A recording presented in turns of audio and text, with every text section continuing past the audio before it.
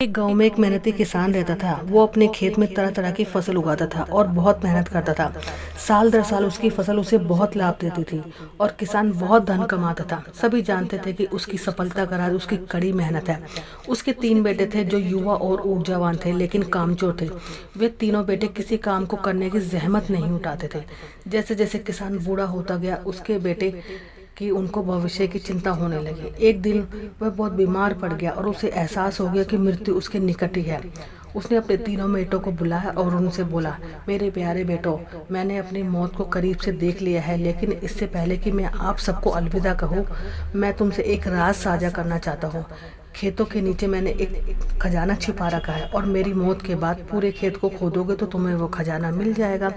कुछ दिन के बाद बूढ़ा किसान मर जाता है और बेटों जो तीनों बेटे होते हैं वो उसका अंतिम संस्कार कर देते हैं। उन्हें याद आता है पिताजी ने खेत में खजाना छिपा रखा है, लेकिन तीनों बेटों में से किसी को भी ये मालूम नहीं था कि वो खजाना कहाँ है। तो तीनों बेटों ने पूरे ही खेत की खुदाई शुरू कर देते हैं, लेकिन पूरा खेत खोदने के बाद भी उन्हें कुछ नहीं मिल पाता तो वो निराश हो जाते हैं।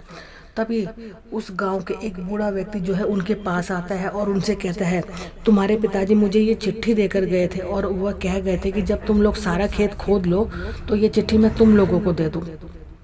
तीनों बेटों ने वो चिट्ठी ली और पढ़ने लगे, मेरे बेटों, तुमने सारा खेत खोद ही लिया तो उसमें बीज भी बो दो। उन्होंने ऐसे ही किया। उन्होंने खेत में बीज छिड़के और उनकी देखभाल करने लगे। कुछ समय बाद खेत से स्वच्छ फसल प्राप्त हुई और उनको तीनों बेटों को बहुत ज़्यादा भारी कमाई हुई।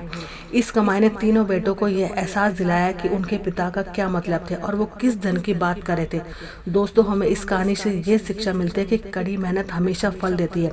कड़ी मेहनत के फल हमेशा जो है मीठे होते हैं। कड़ी मेहनत से आप वो पाते हैं जो आप चाहते हैं।